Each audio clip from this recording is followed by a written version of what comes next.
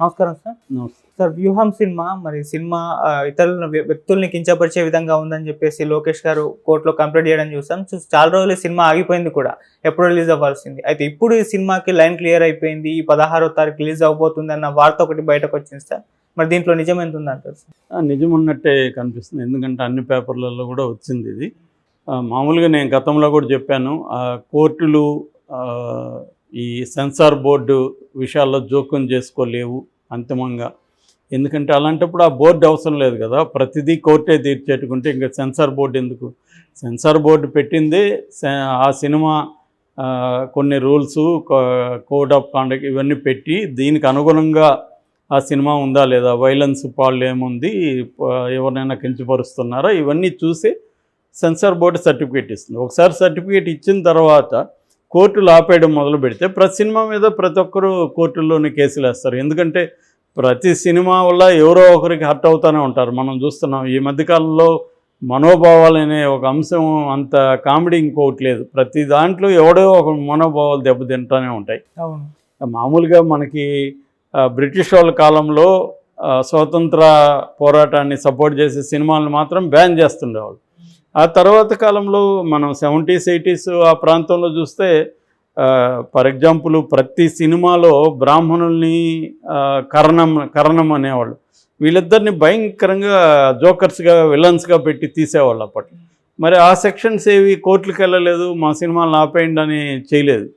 అట్లాగే దళితుల్ని విలన్స్గా చూపించడం, అంబేద్కర్ విగ్రహం దగ్గర కాలనీలో విలన్స్ ఉంటారు, నల్లగా ఉంటారు విలన్స్, హీరోలు తెల్లగా ఉంటారు, ఇలాంటి అనేక రకాల ఇవి చేశారు. అప్పుడు కూడా దాని మీద కొంతమంది అభ్యంతరం చెప్తూ రాశారు, కానీ సినిమాలని బ్యాన్ చేయమనం ఇంకోటో గొడవలు చేయలేదు. ఇది ఇప్పుడు ఏమైందంటే అక్రాస్ అందరికీ వ్యాపించింది జబ్బు. ఇట్లా దళిత సంఘాలు ఇదే పనిలో ఉన్నాయి, బీసీ సంఘాలు ఉన్నాయి, అప్పర్ కాస్ట్లు ఉన్నాయి. అందరూ కూడా ఇవాళ వాళ్ళ మనోభావాలు దెబ్బతింటున్నాయి, సినిమాలను ఆపేయమని గొడవలు చేస్తున్నారు.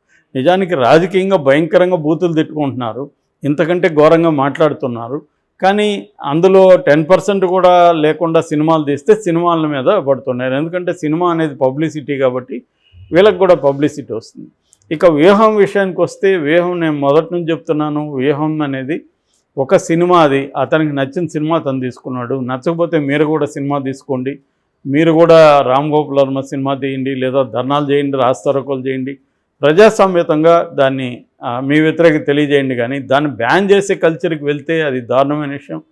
ఇప్పుడు నేను కంపేర్ చేసి కూడా చెప్పాను, మన రాజధాని ఫైల్స్ వచ్చింది, అందులో కంప్లీట్గా జగన్కి యాంటీగా ఉంది. వాళ్ళు నిజంగా వాళ్ళు రాజధాని సమస్యలు చెప్పుకోవాలంటే దానికి పరిమితం అవ్వాలి.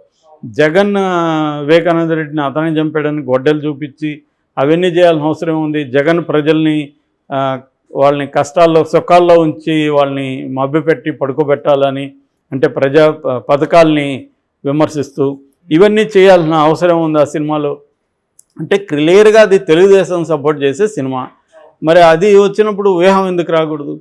కాబట్టి ఇక్కడ ఏంటంటే వ్యూహము రావాలి, అది రాజధాని ఫైల్స్ రావాలి, అన్ని సినిమాలు ఇప్పుడు రాజధాని ఫైల్స్లో ఉన్న అంశాలు ఆల్రెడీ పొలిటికల్గా ఎప్పటి నుంచో బయటే కదా ఉన్నాయి. కాబట్టి జగన్ దాన్ని ఆపడానికి ప్రయత్నిస్తే అది కరెక్ట్ కాదు. రాజధాని ఫైల్స్ని ఖచ్చితంగా అది రిలీజ్ కావాలి, జనం చూడాలి. అట్లాగే వ్యూహం కూడా అంతే. వ్యూహంలో వచ్చిన అంశాలు బయట తెలీదా? కొత్త విషయాలు ఏమన్నా రామ్ గోపాల్ వర్మ చెప్తున్నాడా? ఆడేం చెప్తున్నాడు రామ్ గోపాల్ వర్మ? జగన్ అనే ఒక రాజకీయ నాయకుడిని ఇటు కాంగ్రెస్, ఇటు తెలుగుదేశం, జనసేన వీళ్ళందరూ కలిసి అతన్ని తొక్కేయాలనుకున్నారు. దాన్ని వీళ్ళు విలన్లాగా బిహేవ్ చేశారు. అతను హీరోలాగా తను వీళ్ళందరినీ ఢీకొని నిలబడి అధికారంలోకి వచ్చాడు అనేది నెరేటివే కదా చెప్తున్నాడు. ఇది వైసీపీ వాళ్ళు ఎప్పటి నుంచో చెప్తున్న నెరేటివే కదా, ఆల్రెడీ ఓపెన్గా జనంలో ఉంది కదా. దీనికి కౌంటర్గా వీళ్ళు కూడా ఒక నెరేటివ్ వేస్తున్నారు కదా. ఇతను వాళ్ళ నాన్న డెడ్ బాడీ అక్కడ ఉండగానే సంతకాలు సేకరించాడని వీళ్ళు చెప్తున్నారు కదా. అంటే నీ వర్షన్ నువ్వు చెప్పినప్పుడు వాళ్ళ వర్షన్ అది వాళ్ళు ఎందుకు చెప్పకూడదు? అది సినిమాటిక్గా ఎందుకు చెప్పకూడదు? కాబట్టి ఇది ఏంటంటే ఆరోగ్యకరమైన రాజకీయ ప్రజాస్వామికత చర్చలు ఉండాలి తప్ప ఒక్కరికి మాత్రమే స్వేచ్ఛ ఉండాలి, ఇంకొకరికి ఉండకూడదు అనేది రాంగు. అది బాగా పెరుగుతుంది. నేను అందుకే చెప్పాను, లోకేష్ కూడా కేసు వేయడం కరెక్ట్ కాదు. దాని బదులు లోకేష్ రామ్ గోపాల్ వర్మ జగన్ మీద తను సినిమాలు ప్రొడ్యూస్ చేయొచ్చు, తను సినిమాలు చేయొచ్చు, తన అభిప్రాయాలు, ఈ సినిమా మీద తన అభిప్రాయాలు చెప్పొచ్చు. ఈ సినిమాను బేస్ చేసుకొని రాష్ట్ర వ్యాప్త నిరసన కార్యక్రమాలకు పిలిపివ్వచ్చు.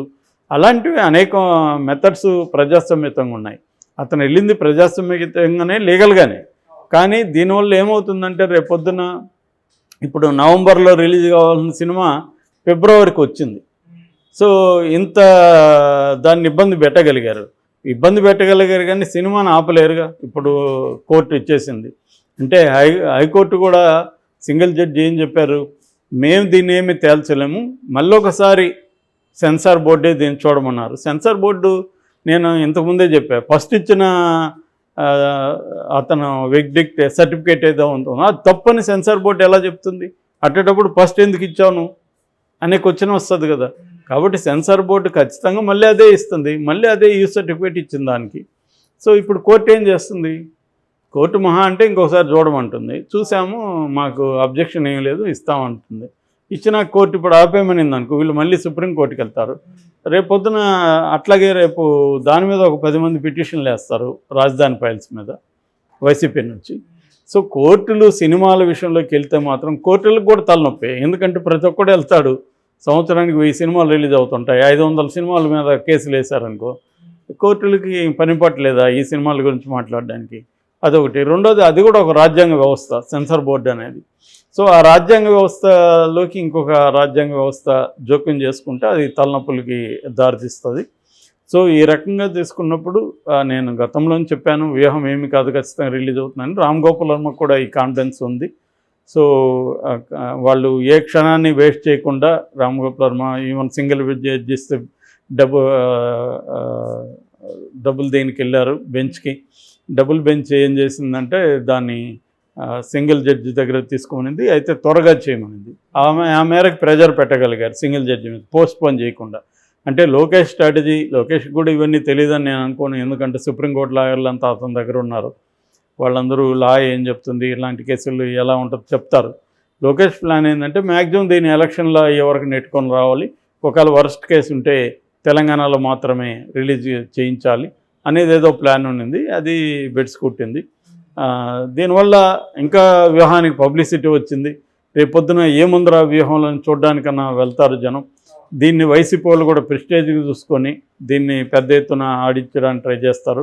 సో దీనివల్ల అల్టిమేట్గా తాము ఏది ఆశించి దీన్ని అడ్డుకున్నారో అది నెరవేరకపోగా రివర్స్లో అది ఇంకా పెరిగింది. మామూలుగా సైలెంట్గా వదిలేస్తే రామ్ గోపాల్ సినిమాలు ఏవి ఈ మధ్యకాలంలో ఆడట్లేదు. అది మామూలుగా ఒకరోజు ఆడి వెళ్ళిపోయేది. కానీ ఇప్పుడు దీన్ని పెంచి చేయడం వల్ల అసలు వ్యూహంలో ఏముంది, ఈ ట్రైలర్లు మళ్ళీ పాపులర్ కావడం, ఇప్పుడు రామ్ గోపాల్ వర్మ ఇంకా కసిగా దీని మీద 2-3 సాంగులు అవన్నీ బయటకు వదలడం, ఇదంతా కూడా ఇంకా లోకేష్ మీద అతను ఇది చేయడం. తర్వాత అతనే మామూలుగా అయితే అతను పబ్లిసిటీ చేసుకొని తను తిరగడు, ఇప్పుడు తను కూడా తిరుగుతాడని చెప్తున్నారు. రాష్ట్రంలో వెళ్ళి థియేటర్ల దగ్గర అన్ని దగ్గరలా తిరుగుతాడు. సో దీన్ని ఇంకొంత ఊపులో తీసుకెళ్తారు. ఆల్రెడీ ఈరోజే యాత్ర 2 రిలీజ్ అయింది, ఇమీడియట్గా నెక్స్ట్ వీక్ ఇది రిలీజ్ అవుతూ ఉంది.